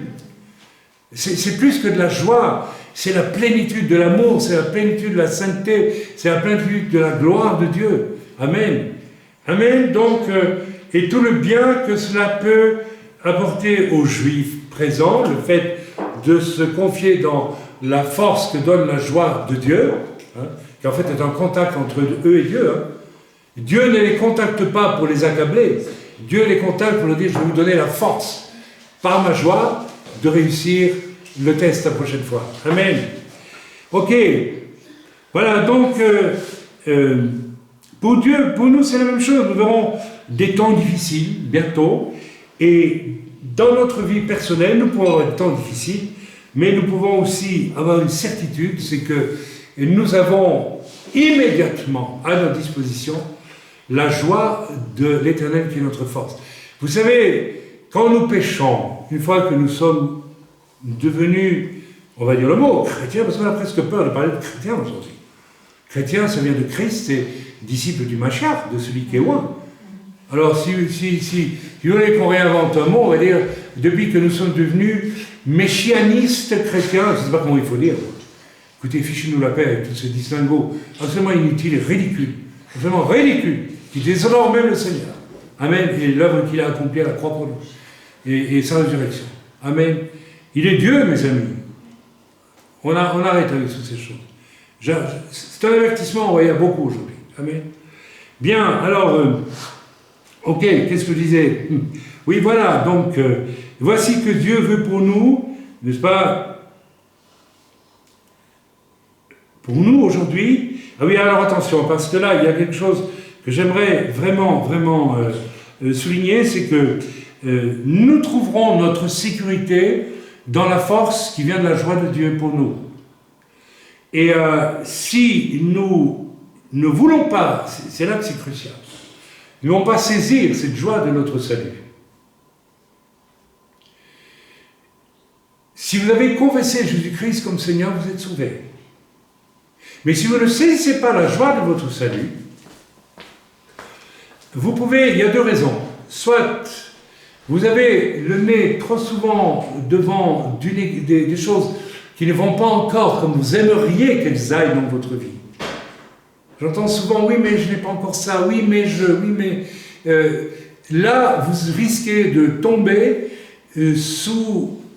dans la catégorie des Israélites qui sont morts dans le désert. Vous savez, le problème de ceux qui sont morts dans le désert, eh bien, c'est qu'ils n'étaient jamais satisfaits de ce que Dieu avait fait pour eux. Ils regardaient toujours à ce qu'ils n'avaient pas et qu'ils auraient aimé avoir. Quand Dieu leur donnait la manne, ils auraient bien voulu des os, de l'ail. Alors qu'ils avaient la manne, qui, d'après certains commentaires rabbiniques, prenait un goût différent chaque jour, pour plaire à tout le monde. Vous voyez, jamais contents de ce qu'ils ont reçu, toujours en train de regarder au négatif, au pseudo-négatif même. Alors, derrière tout ça, il peut y avoir de l'orgueil. Je voudrais être déjà parfait, et je ne suis pas content parce que Dieu ne m'a pas rendu. Mais Dieu t'a rendu parfait en Yeshua HaMashiach. C'est toi qui es imparfait. Mais Dieu va te faire progresser d'étape en étape pour devenir à l'image de Yeshua parfaitement un jour, et le jour sera parfait, il t'enlèvera comme Enoch, ou tu mourras probablement, et tu iras auprès du Seigneur. Ok, mais ça, il faut de l'humilité pour l'accepter. Et je crains que pour pas mal de chrétiens, il y a de l'orgueil. Je ne peux pas accepter de ne pas encore avoir vu telle ou telle chose se régler dans ma vie. Je ne peux pas accepter de voir mon conjoint qui n'est pas... Ah, mon conjoint n'est pas encore sauvé. Et alors, réjouis-toi de ton salut et trouve-y ta force pour intercéder jusqu'à ce que, par la force de l'Éternel, par la joie de l'Éternel qui est ta force, eh bien, réjouis-toi de ce que tu es sauvé, toi, et toi, commence à plaider la cause de ton conjoint pour qu'il vienne au salut. Parce que ce n'est pas en jérémiant, en te plaignant, etc., que tu vas amener. Au contraire, Dieu va te résister. Il va dire quoi? Tu n'as pas confiance en moi? De quoi tu te mêles là? Tu te plains de ce que telle chose n'est pas encore faite? Je te signale, mon cher ami, que c'est moi qui sauve, c'est pas toi. Ok? Tu as envie qu'il soit sauvé? Mais attends, c'est moi qui vais le sauver. Alors fais ce qu'il vaut, mets-toi en position d'humilité. Demande-moi pardon de ne pas avoir remercié assez pour tout ce que j'ai déjà fait pour toi. Et puis, appuie-toi sur ma joie et sur ma force pour commencer à prier pour cette personne. Moi-même, je le fais. Amen. Vous savez, moi aussi, je regarde dans ma famille, je dis, tiens, il y a ça, et c'est pas encore là, et ça fait des années. Et puis Dieu m'a repris, il m'a dit, dis donc, oh là, tu repars à zéro, là. Tu vis avec ma joie qui est ta force, et sur cette base-là, va dans ta chambre, ouvre la bouche, ouvre ton cœur, je vais te dire comment prier pour les gens de ta famille. Et je l'ai fait. Et hop, ça marche. Ça marche. Rien ne s'obtient si nous prions pour obtenir quelque chose, parce qu'au fond nous en avons envie, et parce qu'au fond peut-être ça flattera un peu notre orgueil d'obtenir telle et telle chose. Est-ce que vous comprenez la différence entre les deux? Voilà, donc il y a là quelque chose d'important. Les Israélites dans le désert, une bonne partie, toute une génération a marché, sauf finalement 3 personnes, Moshe, voilà, j'oublie les noms maintenant, Aaron et puis Josué et Caleb. Ce sont les seuls de cette génération qui sont rentrés, et encore que Moshe n'y est pas rentré. Moshe n'y est pas rentré. Et vous savez pourquoi Moshe n'est pas rentré? Parce qu'il s'est appuyé sur sa propre force à un moment donné, au lieu de s'appuyer sur l'Éternel. Écoutez bien ce que je vous dis. Au lieu de parler au rocher, il a frappé sur le rocher. Il s'est appuyé sur sa force. Et Dieu a dit, ah, tu t'appuies sur ta force? C'est plus la joie de l'Éternel qui fait ta force, Moshe? Tu n'entreras pas en terre promise. Paf! Pour Moshe, c'était inacceptable. Il n'est pas entré. Vous voyez que Dieu... Alors, vous allez dire, oh là là, alors, s'il vous plaît, n'en profitez pas pour dire, ça y est, chaque fois que je n'ai pas fait les choses avec la joie de l'Éternel dans mon cœur, donc je vais en enfer, là. Je n'ai pas dit ça, parce qu'il y a des gens qui vont dire ça. En Yeshua Mashiach, nous pouvons toujours nous repentir, même Moshe. C'est juste pour vous montrer, Moshe c'est l'exemple. Quand tu t'appuies sur ta force pour obtenir quelque chose, tu n'auras rien. Alors arrête de gémir, arrête de rouspéter. Oui, mais je ne veux pas encore ça. Oui, mais je ne suis pas baptisé du Saint-Esprit et ceci. Ça. Tu fais tout ton cinéma, toi, pour voir ce qui est bon pour toi, mais tu ne te rends même pas compte que c'est Dieu qui sait ce qui est bon pour toi et comment il va te le donner au moment où il doit te le donner. C'est quand même lui qui est le patron, bon sang, et c'est pas moi. Mes amis, moi j'aimerais bien partir auprès du Seigneur. Je suis d'accord de mourir. Je vous assure, c'est vrai. Mais Dieu m'a dit, c'est moi qui décide, mon cher. Ça viendra quand ça viendra. Amen. Amen. Je me soumets. La joie de l'Éternel est ma force. Puisque tu me demandes de rester sur la terre, je reste encore sur la terre et je ne gémis pas. J'aimerais bien, mais non. Ben, c'est comme ça. Et je me réjouis dans le Seigneur, donc je dis, voilà, je continue avec la force que me donne la joie du Seigneur. Amen. Mes amis, c'est très très important. Si vous ne changez pas de cap, vous allez mourir dans le désert comme est mort tout Israël. Amen. Commencez par vous réjouir de tout ce que... Vous croyez que les Hébreux dans le désert n'avaient pas de raison de se... Attendez, ils avaient vu les plaies d'Égypte amenées au travers de Moshe. Ils ont vu, et d'Aaron, qui était le porte-parole de Moshe, parce que Moshe bégayait, etc., etc. Ils ont vu la sortie d'Égypte. Ils ont vu comment ils ont traversé à pied sec la mer, comment les Égyptiens ont été engloutis par la mer. Ils ont vu tant de choses. Par un moment, ils vivent de la joie de ce que Dieu a fait pour eux. Ils regardent comme d'une manière médiocre aux petites choses qu'ils n'ont plus. Oui, mais en Égypte, on avait des os, on mangeait des poulets. Qu'est-ce que c'est qu'un peu d'ail ou un poulet à côté de tout ce que Dieu leur a donné? Beaucoup de chrétiens sont comme ça aujourd'hui. Alors fais attention parce que si tu continues, tu vas mourir dans le désert. Tu vas mourir dans le désert. Et il y a des chrétiens qui meurent aujourd'hui, tout simplement. Qui meurent, qui ne servent strictement à rien pour le royaume de Dieu parce qu'ils sont en train de mourir et ils meurent, tout simplement. Alors je n'ai pas dit qu'ils vont en enfer. Je n'ai pas dit ça, attention. Mais vous m'avez compris. Mais donner ceci est plus qu'important, n'est-ce pas? Trop souvent, nous négligeons de nous réjouir de ce que Dieu nous a fait connaître et comprendre pour choisir de nous lamenter encore et encore, nous désespérer de ce qui ne va pas encore, ou bien échouer dans ma vie. Qui n'a pas eu d'échec? Qui n'a pas eu des échecs? Peut-être certainement eu des échecs récemment dans vos comportements, dans ceci. Et alors, bon, tu as fait un échec. Qu'est-ce qu'il faut faire? Ben, tu demandes pardon à Dieu et puis Dieu te dit réjouis-toi parce que ma joie sera ta force. Tu as eu un échec, tu as demandé pardon, je t'ai demandé pardon, maintenant s'il te plaît, sois joyeux, aie ma joie et ça sera ta force. Pour ne plus commettre tirer de leçons et avancer, ne plus commettre cet échec, cette erreur, pardon. Amen. Ok. Ou alors on se lamente parce qu'il y a encore et toujours du négatif. On risque de vivre tellement dans le négatif que l'on en devient soi-même hyper négatif et nous méprisons même les progrès que Dieu nous fait faire, progrès qui sont le fait non pas de nos propres efforts, mais de l'intervention gracieuse et souveraine de Dieu, n'est-ce pas? Raison suprême et supplémentaire de nous réjouir en lui et de demeurer en lui. Mes amis, j'espère, je vais demander à mon épouse que le message a été clair ou pas, parce que...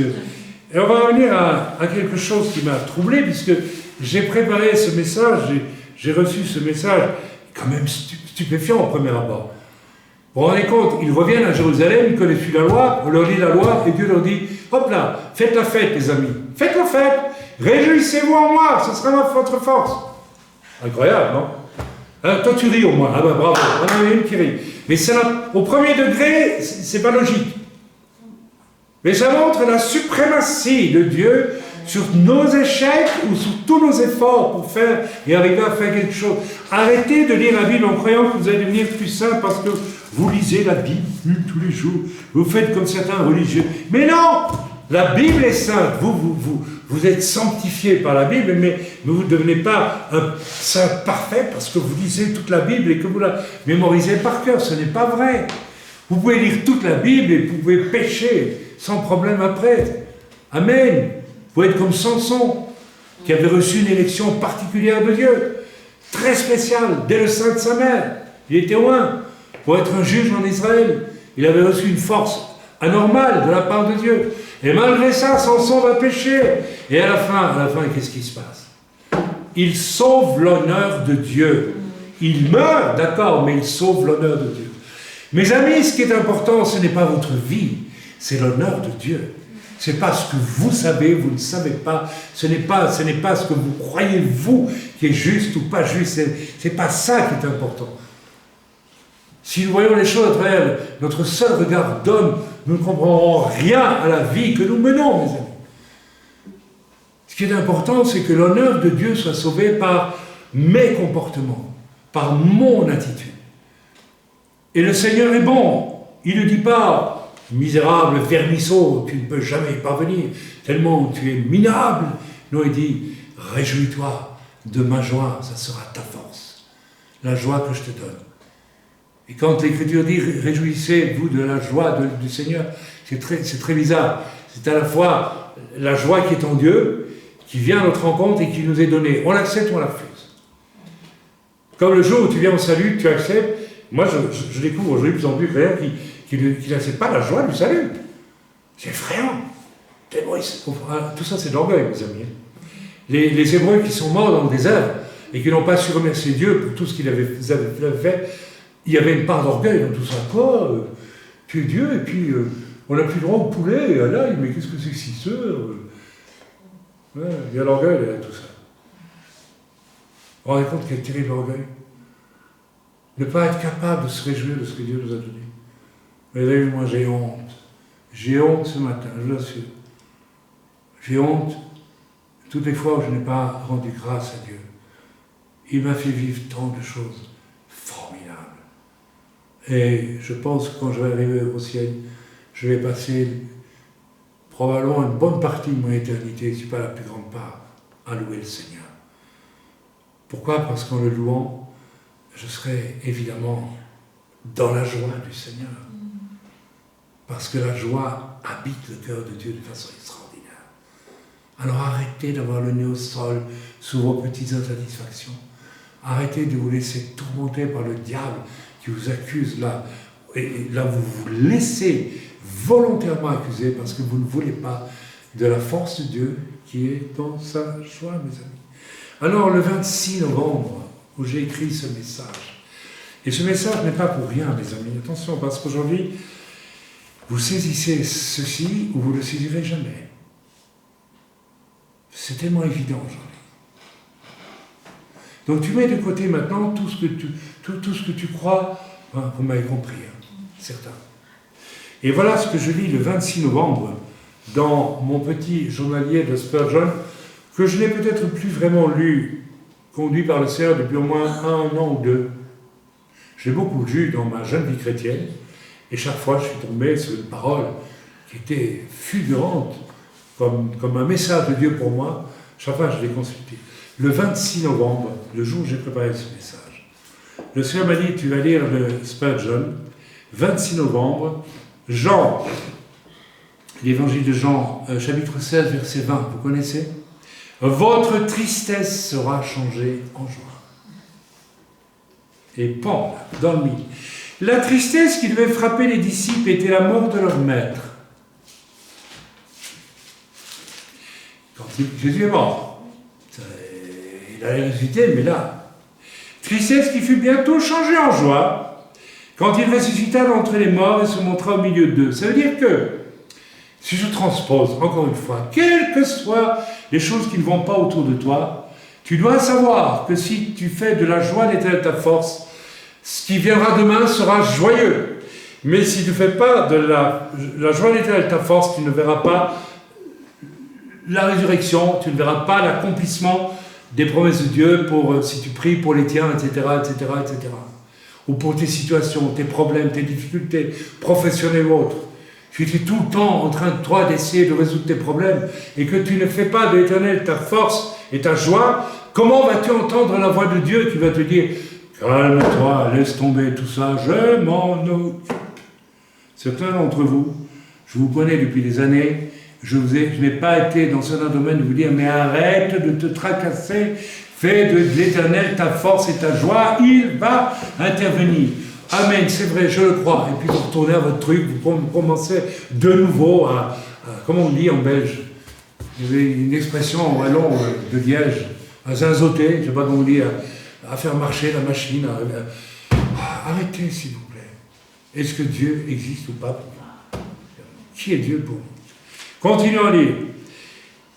Mais la tristesse fut bientôt changée en joie quand il ressuscita d'entre les morts et se montra au milieu d'eux. Amen. Toutes les afflictions des saints seront, écoutez bien, toutes les vraies afflictions, les afflictions, pas celles qu'on s'invente, hein, parce que beaucoup s'en inventent aujourd'hui, c'est encore pire, seront transformées ainsi en joie. Celles même qui semblent pour toujours une source d'amertume, même les afflictions qui semblent pour toujours une source d'amertume, sera transformée en joie. Ce que tu as pardonné, ma sœur, si tu as été violée un jour par un homme, eh oui, tu as pu le pardonner, mais l'amertume est toujours là. Un jour, ça sera transformé en joie. Ne me demande pas comment, mais le Seigneur le dit et il le fera. Parce qu'un jour, la force du pardon sera tellement puissante que tu n'auras plus l'amertume dans ton cœur, mais de la joie. Il y a des choses dans nos vies qui nous ont tellement blessés. Nous avons pardonné, mais au fond nous-mêmes, nous avons du chagrin, n'est-ce pas? Bien, Dieu nous promet, parce que ma force est dans la joie du Seigneur. Donc la joie du Seigneur un jour changera tout. Il est dit dans l'Écriture que nos larmes cesseront et tous les chagrins se seront transformés en joie, n'est-ce pas? Plus la tristesse aura été grande, plus grande aussi sera la joie. Une accumulation de peine peut par la puissance de Dieu devenir le sujet de nos chants de réjouissance. Vous voyez ce qu'il dit ici? Vous vous rendez compte? Une accumulation de notre joie sera d'autant plus douce que la douleur aura été plus profonde. Plus le balancier aura été tiré vers la gauche, plus haut il se relèvera ensuite.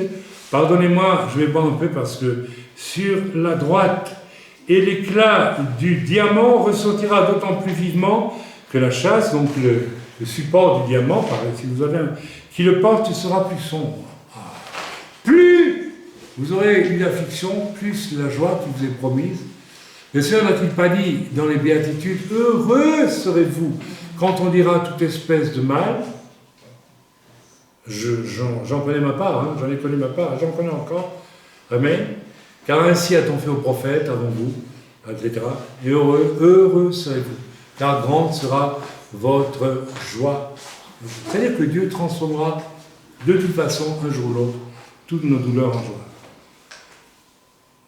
Même ceux qui sont convertis récemment, n'avez-vous pas des douleurs extraordinaires il y a encore peu de temps? Peut-être dans vos relations avec votre entourage. Est-ce que ça n'a pas changé? Je vous pose la question. Ça n'a pas changé? Ça a changé. Il y a déjà de la joie qui est là. Rappelez-vous la douleur dans laquelle vous vivez. Et rappelez-vous, et voyez ce que vous vivez aujourd'hui. Alors, cette joie que vous ressentez, c'est quoi? C'est la joie de l'Éternel qui sera votre force. Alors gardez-la, c'est ici là. Et puis comprenez que la chose la plus importante à garder, ce n'est pas ce qui doit venir et qui n'est pas encore venu, c'est la joie du Seigneur qui est votre force aujourd'hui. Et c'est ça qu'il faut cultiver absolument. Amen. Quand nous louons le Seigneur, est-ce que nous le louons avec la joie du Seigneur qui est ma force? Je vois c'est un chrétien qui loue le Seigneur. Loué soit le Seigneur, car son amour est grand. C'est bientôt fini là, parce qu'on s'ennuie. Hein. Là. Non! Rien. Et quand vous observez la vie de ces chrétiens-là, il n'y a jamais un fruit, zéro. Vous savez qu'il y a des chrétiens qui portent zéro fruit aujourd'hui.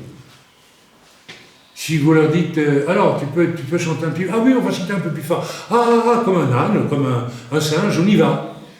Mais la joie du Seigneur n'est pas leur force. Amen. Ils vivent sur un plan terrestre, c'est tout. Il y a des chrétiens comme ça, ils vivent sur un plan strictement terrestre. Vous voyez leur vie du jour où ils ont été le Seigneur jusqu'à après 20 ans, 30 ans, il n'y a rien, mes amis, qui se passe. On ne peut même pas lire sur eux un changement, une amélioration. Il y a une espèce de tonalité terne qui reste la même pendant toute une vie, quelquefois. Qu'est-ce que c'est ça? Qu'est-ce que c'est pour une vie chrétienne? Je continue. Plus le balancier aura été tiré vers la gauche, plus haut il se relèvera ensuite sur la droite et l'éclat du diamant ressortira d'autant plus vivant que la châsse qui le porte sera plus sombre. Ainsi, le souvenir de nos maux et de nos peines passées donnera par contraste une saveur plus exquise aux joies qui viendront. Si je devais rester centré sur la vie que je menais avant de connaître le Seigneur, et ma vie de péché, qui a été combattue par Dieu, même en partie après ma conversion, mais je serais désespéré, mes amis. Vous savez pourquoi je pourrais le faire? Ce serait la preuve que je suis orgueilleux. Je me dirais à moi-même, et je dirais quelque part à Dieu, c'est pas possible que j'étais comme ça. Moi aussi, tu as été comme ça. Toi. Ça t'embête d'avaler la pilule. Ah, ça passe difficilement, mais c'est la vérité. Oui, toi, tu as été cet homme, cette femme. Tu as fait ça. Mais la joie du Seigneur est ta force. Il t'a pardonné. Réjouis-toi maintenant. Ou tu préfères rester toujours dans cette espèce de sombre caverne de l'orgueil, où, n'est-ce pas, tu t'inventes même des choses qui n'existent pas, parce que tu ne supportes pas, au fond, peut-être, d'être sauvé. Ton orgueil t'empêche peut-être d'accepter l'idée d'être sauvé.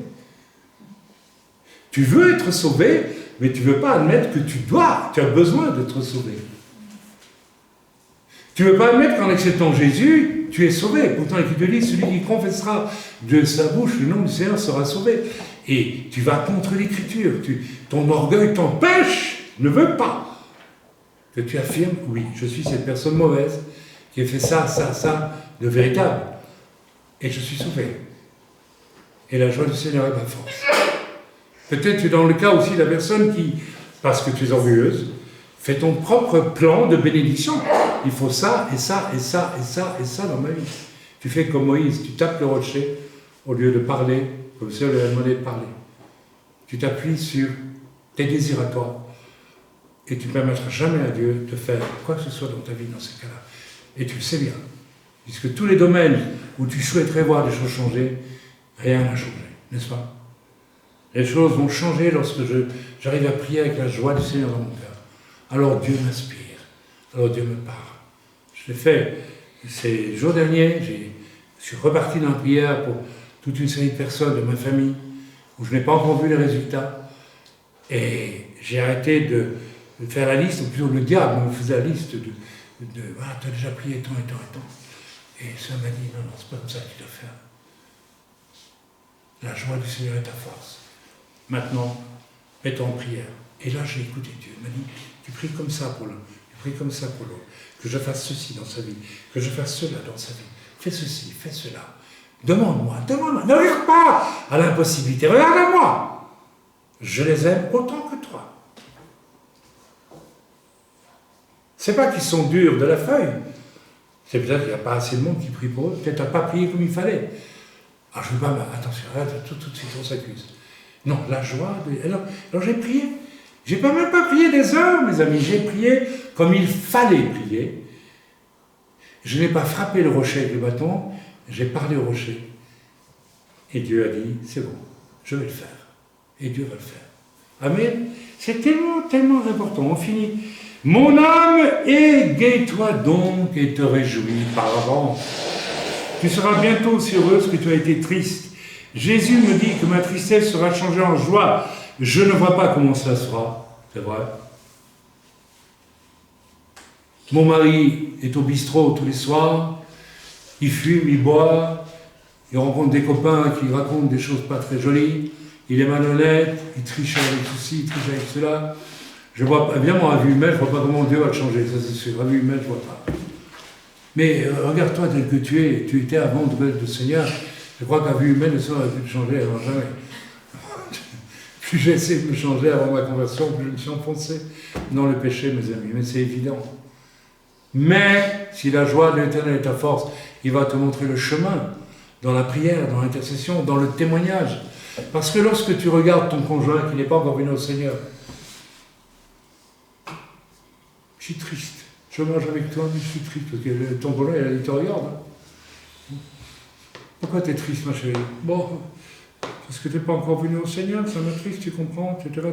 J'ai connu des femmes, des sœurs en Christ, qui pendant 25 ans ont tapé à coups de Bible sur la tête de leur mari non, mais pas physiquement. Il faut te convertir, tu vas en enfer. Sur un homme et un père. Et elles ont fait tout ce qu'il fallait pour que cet homme jamais n'accepte le Seigneur. Et exactement, elles ont employé la méthode de Moïse qui tape sur le rocher. Tu dois te convertir. Pourquoi? Parce que ça les dérangeait, elle, qu'il ne soit pas lui chrétien, alors qu'elle l'était. Vous voyez? Il y avait de l'orgueil. Ce serait quand même mieux. Un jour, une personne m'a dit, je serais tellement fier d'entrer au bras de mon mari dans l'église. Ah bon? C'est une question de fierté pour toi alors? Et donc pas le salut qui importe. C'est ta fierté. Et c'était ça le fond du problème. Il a fallu Bon, elles vont rire parce qu'elles vont se reconnaître dans le message que je prêche, j'espère, elles vont rire. Il a fallu pour que je puisse témoigner à cet homme et l'amener au Seigneur, qu'on enferme ces femmes, n'est-ce pas, dans leur propre maison, dans leur cuisine, et leur interdise de venir mêler leur grain de sel à ce moment que j'avais avec cet homme qui allait mourir d'ailleurs. Peut-être 3 semaines après, 4 semaines après, 1 mois après, je ne sais plus. Vous voyez? La joie du Seigneur, de leur salut. Alors cet homme, il a vu quoi? Il a vu une épouse et des enfants sauvés et qui lui tiraient la tête parce qu'il n'était pas sauvé. Je vous assure qu'il a dû avoir envie plus d'une fois de se tailler de la maison. Ah oui. Alors montre la joie de ton salut à ceux qui sont autour de toi et je te garantis que ça te plaise ou non, que tu le veuilles ou non, déjà rien que par là, la personne elle va se rapprocher. Parce que ça sent bon la joie du Seigneur. Ça sent bon. Et personne ne crache là-dessus. Quand on le voit, quand on se rend compte que c'est réel, que dans la vie d'un conjoint ou bien d'un frère, d'une sœur, d'un fils, d'un père, quelque chose a changé, ça se sent, ça attire. Et c'est vrai, là, il y a quelque chose. Quand je suis venu au Seigneur, mon frère, qui est un puissant homme d'affaires, professeur d'université, avec tous les moyens intellectuels pour penser à Dieu, bien sûr, sans jamais se convertir, n'est-ce pas, a assisté à l'enterrement d'un parent de sa belle famille qui s'était suicidé et dont la messe d'enterrement était chantée par des jésuites en Belgique. Et il avait été tellement marqué par le changement qu'il a vu dans ma vie qu'il est allé dire aux jésuites, ce jour-là, il y avait 3 prêtres, je crois, ou je sais quoi, jésuites, vous ne connaissez pas Dieu, mon frère, il a rencontré Dieu. Comment il le savait? Tout simplement par le témoignage, mes amis. Et je n'ai même pas témoigné à mon frère à cette époque-là. C'est plus tard que je lui ai témoigné. La joie du Seigneur est ta force. Amen.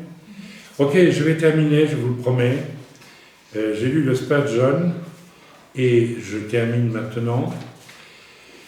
Voilà. Alors, je vais terminer, rassurez-vous. C'est un peu long. Hein.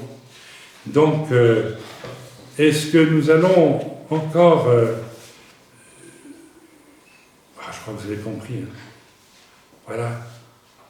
Alors, oui, je vous ai lu le Spurgeon. Alors, mes amis, est-ce que nous allons encore geindre, garder les yeux au sol par rapport à nos douleurs, nos frustrations, les choses que nous espérons qui ne viennent pas, ou bien créons-nous un immense alléluia à l'Éternel pour tout ce qu'il a fait déjà et tout ce qu'il fera de toute façon. Je dis bien de toute façon. Vous savez qui peut-être empêche Dieu de faire beaucoup de choses autour de nous? C'est nous. C'est nous. Amen. Alors, ce qui est intéressant, voyez-vous, c'est que il y a aussi un prévisionnel là-dedans par rapport à ce qui vient. N'est-ce pas? Ce qui vient, c'est un temps de ténèbres sur toute la terre et le Seigneur nous commande aujourd'hui d'en faire un jour de joie. C'est un jour de ténèbres pour ceux qui servent le diable, pour cette terre, et il y en a beaucoup, directement, indirectement, mais pour nous c'est un jour de joie. Pourquoi? Parce que derrière ce temps de ténèbres qui vient, il y a quoi? Il y a la résurrection de tout, il y a le retour de Yeshua, et il y a la résurrection de tout. Exactement comme Yeshua est mort, et 3 jours après il est ressuscité. Amen. Oui, l'Antéchrist va dominer, oui, ça va aller de plus en plus mal, oui, on va vivre des guerres terribles, des famines, des pestes, et tout, oui, tout ça, et j'en passe, et de pire. Oui, il y a un contrôle mondial qui s'installe, oui, on est en train de tout contrôler, nos finances, tout, oui, tout ça, oui, nous aurons bientôt la marque qui nous sera proposée, oui, mais nous ne devrons pas la prendre, et la joie du Seigneur sera ma force quand je n'aurai pas la marque de la bête, et je ne pourrai pas acheter, vendre. De toute façon, 80% de ce que nous achetons aujourd'hui n'est pas utile, alors c'est pas grave. Mais au moins qu'on a de la nourriture, et les vêtements, et on en a beaucoup trop, les vêtements, et la nourriture, c'est au moins qu'on a ça, ça nous suffit. Ça nous suffit. Amen. Amen. Alors, ce qui est intéressant dans Néhémie, c'est que, au verset 13, donc, juste après la lecture que nous allons faire, il est écrit: le second jour, les chefs de famille de tout le peuple Les sacrificateurs et les Lévites s'assemblèrent auprès d'Esdras, le scribe, pour entendre l'explication des paroles de la loi. Et ils trouvèrent écrit dans la loi que l'Éternel avait prescrite par Moïse que les enfants d'Israël devaient habiter sous des tentes pour pendant la fête du 7e mois et proclamer cette publication dans toute leur ville et Jérusalem. Aller chercher à la montagne des rameaux d'olivier sauvages. C'est intéressant, des rameaux d'olivier. Ah, c'est intéressant. Et des rameaux d'olivier sauvages. L'olivier, c'est Israël. Et les oliviers sauvages, c'est quoi? C'est les païens. C'est les goïms, les nations. Tiens, pour Sukkot, il faut mettre sur le toit des rameaux qui représentent à la fois les Juifs, les Hébreux et les Goïms. Ça, c'est intéressant. Et qu'est-ce qu'on fait à Sukkot? On regarde le ciel. Et cette année, on a regardé à travers les branches. Il y avait les Goïms, il y avait les Juifs. Ah oui, il y avait des branches Goïm d'un côté, il y avait un vide au milieu, et il y avait les branches qui représentent l'olivier Israël de l'autre côté. Non, c'est tout mêlé. Chez nous, on avait voulu nous attendre parce qu'on n'avait pas le choix. Et qu'est-ce qu'on va regarder à travers ces branches? On va regarder cette année, qu'est-ce qu'on va regarder? Le salut, la délivrance qui vient bientôt du ciel. Amen. Vous ne trouvez pas extraordinaire que la fête de Sukkot vient juste dans la foulée de ceci? Ça veut dire quoi? Est-ce que vous comprenez le message que Dieu nous donne c'est là, cet après-midi, ce matin, pardon. Il nous dit, votre délivrance est proche. Arrêtez de vous plaindre, de gémir. Arrêtez de refuser la grâce de Dieu. Arrêtez de ne plus faire de la joie de l'Éternel votre force. Parce que le jour où le Seigneur va arriver, vous serez tellement raplapla et tellement mou que vous ne croirez même pas que le Seigneur revient. Vous direz, ah, c'est Jésus. Oh, ne sont pas dignes. Même devant ceux qui vous ont sauvé, vous lui direz, vous ne sont pas dignes. C'est-à-dire que vous dites à Jésus, tu n'es pas capable de me sauver. Vous vous rendez compte de ce que vous faites? Mais bien sûr que vous êtes pécheurs. Bien sûr que nous l'avons été beaucoup. Mais Dieu se plaît à sauver là où le péché abonde. La grâce surabonde, mes amis, mais quand même, il faut prêcher encore. La grâce, une fameuse grâce, ce pardon qui nous accroche à la divinité, qui nous accroche à la joie de l'Éternel, à la puissance, à la gloire, à toutes ces choses, aux signes, aux prodiges, les vrais, aux miracles, à la bonté de Dieu à tous égards, à sa permanence dans la solution à nos besoins, à nos problèmes, à nos difficultés. Et même lorsque nous avons des gens très difficiles autour de nous, si nous faisons de la joie de l'Éternel notre force, Dieu va nous conduire, nous recevrons les armes ou les paroles exactes qu'il faut prononcer la prière pour abattre les forteresses dans la vie de cette personne. Mais si nous y allons par notre propre force, nous n'arriverons à rien. Amen. Alors voilà, je vous ai tout dit. Et j'ajouterai encore une chose, je me souviens, lorsque j'étais jeune chrétien, il y avait un livre que j'aimais beaucoup, c'était Habakkuk. Habakkuk, c'est le livre le plus terrible. C'est le jugement universel, terrible quand on lit Habakkuk. Et nous lisons chapitre 3, versets 18 et 19. Rien que chapitre 3, versets 18 et 19. Non, pardon, 3, versets 1 à 13. Lisons ensemble. Ça vaut le coup, hein? Parce qu'il y va, Habakkuk, là. Hein? Prière d'Habakkuk, le prophète, sur le mode des complaintes éternelles. J'ai entendu ce que tu as annoncé. Je suis saisi de crainte. Oh, j'ai peur. Accomplis ton œuvre dans le cours des années ô Éternel. Mais il tremble d'effroi, Habakkuk, parce que les jugements de Dieu viennent. Ils sont venus sur Israël et ils vont encore venir. Et ils vont venir sur toute la terre. Dans Habakkuk, il y a à la fois des jugements pour Israël, mais aussi pour l'humanité entière. Habakkuk chapitre 3. Amen. Et Habakkuk dit, je tremble à l'image de ce que, parce qu'il voit les jugements que Dieu va accomplir sur la terre. Et il est dans la crainte, il est saisi de crainte. Mais il dit à Dieu, accomplis ton œuvre. Dans le cours des années, manifeste-la. Et dans ta colère, souviens-toi. Mais dans ta colère, souviens-toi de tes compassions. Toujours dans la Bible. Lorsque Dieu même juge ce qui est le plus terrible en nous, il nous demande de croire dans sa compassion. Si tu ne crois pas dans la compassion de Dieu,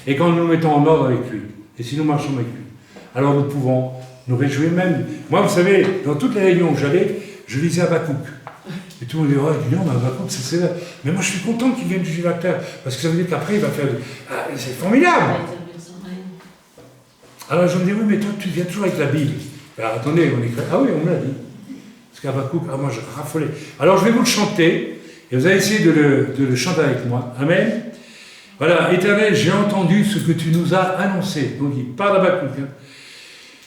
Éternel, j'ai entendu ce que tu nous as annoncé, et je suis saisi de crainte devant tant de majesté. Ô Seigneur, fais donc ton œuvre dans le courant des années, mais dans ta colère, souviens-toi de ta grande bonté.